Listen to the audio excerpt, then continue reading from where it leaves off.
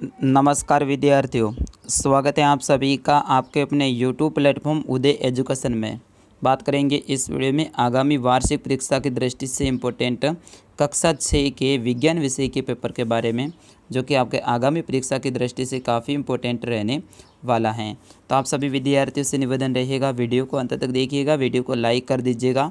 आपका अपना चैनल अभी तक आपने सब्सक्राइब नहीं किया है तो चैनल को सब्सक्राइब कर लीजिएगा। सबसे पहले विद्यार्थियों, आपका जो पूर्णांक है वो रहने वाला है 70 अंक का, यानी 70 नंबर का आपका पेपर आएगा और आपको टाइम मिलेगा वो मिलेगा 2 घंटे और 30 मिनट का। ठीक है ना, कितना मिलेगा? 2 घंटे और 30 मिनट का मिलेगा। सबसे पहले आपको क्या करना है, पेपर के ऊपर जो निर्देश दे रखे हैं उनको पढ़ लेना है। जैसे कि पहला निर्देश यहाँ पे है कि विद्यार्थी सर्वप्रथम पेपर के ऊपर अपना नामांकन है वो लिखें। दूसरा निर्देश है कि इन प्रश्नों का उत्तर अपनी उत्तर पुस्तिका में लिखें और सभी प्रश्न है वो हल करने क्या है, अनिवार्य हैं। देखिएगा, इसमें पहला प्रश्न आपकी स्क्रीन पे आ चुका है कि सर्वाहारी जंतु हैं गाय, कौवा, हाथी या फिर बंदर। तो विद्यार्थियों इसका सही आंसर क्या हो जाएगा? सर्वाहारी जो जंतु हैं विद्यार्थियों वो हो जाएगा ऑप्शन ब में दे रखा है कौवा। ठीक है। अगला प्रश्न है कि पौधों का कौन सा भाग वो मिट्टी के अंदर होता है? जड़, तना, पत्ती या फिर पुष्प। विद्यार्थी बिल्कुल ईजी सा प्रश्न है, तो ऑप्शन नंबर अ रहेगा इसका सही आंसर। जड़ है वो जमीन के अंदर होती हैं। अगला प्रश्न है कॉकरोच में कितनी जोड़ी पैर होते हैं? ठीक है, कॉकरोच एक छोटा सा जीव होता है, तो उसके कितने जोड़ी पैर होते हैं? 1 जोड़ी, 2 जोड़ी, 3 जोड़ी या फिर 4 जोड़ी। तो आज मैंने परीक्षा ली थी तो हमारे ज़्यादातर विद्यार्थियों ने इस प्रश्न का उत्तर है वो गलत किया था, क्योंकि उन्होंने लिखा था 2 जोड़ी, जबकि कॉकरोच में है वो पैर होते हैं वो 3 जोड़ी होते हैं। तो अपना ऑप्शन स रहेगा इसका सही आंसर। अगला प्रश्न है कि निम्न में से निर्जीव हैं। ठीक है, निर्जीव हैं मतलब उसके अंदर जीव नहीं है, जैसे कि जल, शत्रक, काई और कीट। तो विद्यार्थियों इसका सही आंसर क्या हो जाएगा? निर्जीव हैं वो हो जाएगा अपना ऑप्शन नंबर अ में दे रखा है जल, तो ऑप्शन नंबर अ रहेगा आपका सही आंसर। बढ़ते हैं अगले प्रश्न की ओर।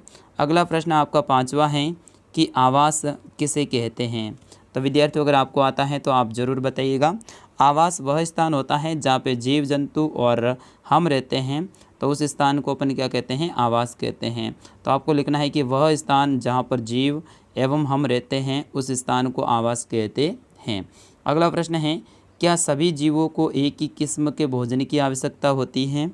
तो बिल्कुल इसमें आपका जो आंसर रहेगा वो आप लिखोगे कि नहीं, सभी जीवों को है वो एक ही किस्म की भोजन की आवश्यकता नहीं होती है, क्योंकि कुछ जीव हैं वो शाकाहारी होते हैं, कुछ जीव है वो मांसाहारी होते हैं, तो कुछ जीव हैं वो सर्वाहारी होते हैं।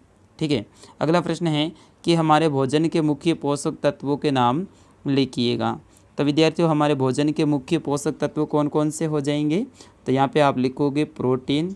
ठीक है, ये आपको लिखना है प्रोटीन, फिर उसके बाद में आप लिखोगे वसा, फिर उसके बाद में आप लिखोगे कार्बोहाइड्रेट, फिर उसके बाद में आप लिखोगे विटामिन। ठीक है ना, ये ज़रूरी है पोषक तत्व। ठीक है, विटामिन, फिर उसके बाद में आप खनिज और लवण। ठीक है ना, खनिज लवण ये आप लिखोगे। इतना लिखोगे तो आपको पूरे में से पूरे नंबर मिलेंगे।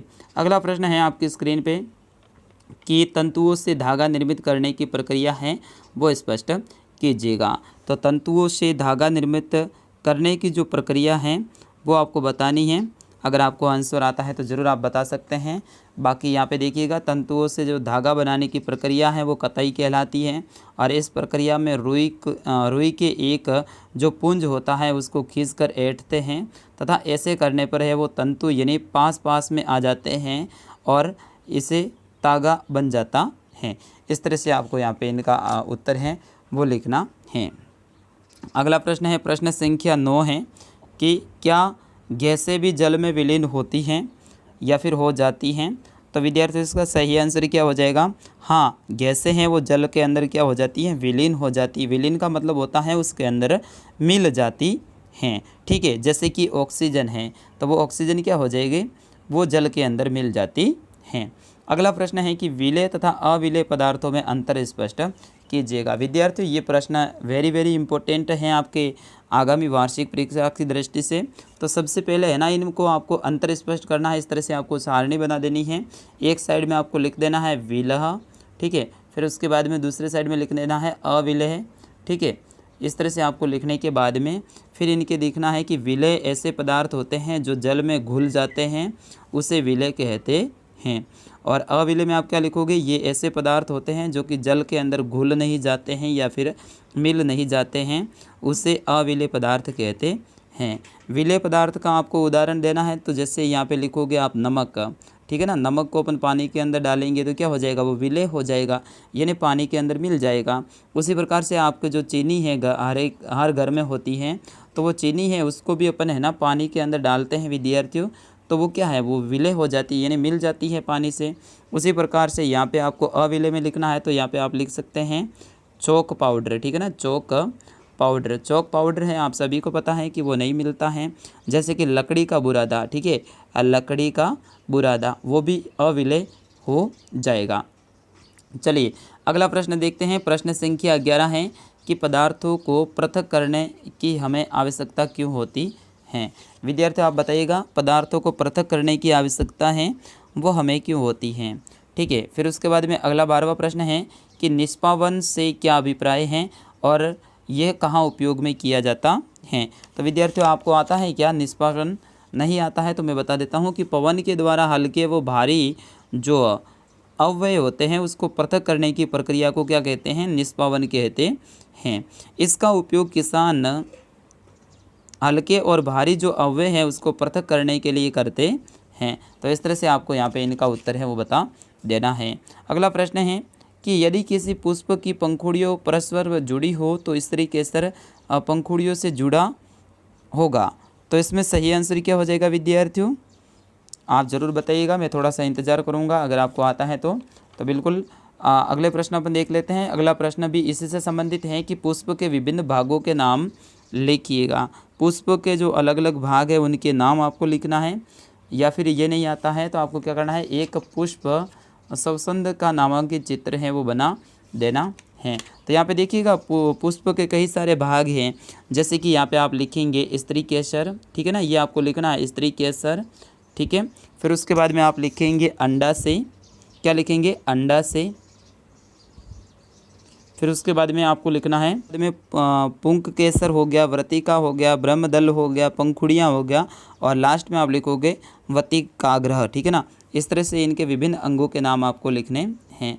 प्रश्न संख्या 15 है कि केंचुए मिट्टी को किस प्रकार उपजाऊ बनाते हैं।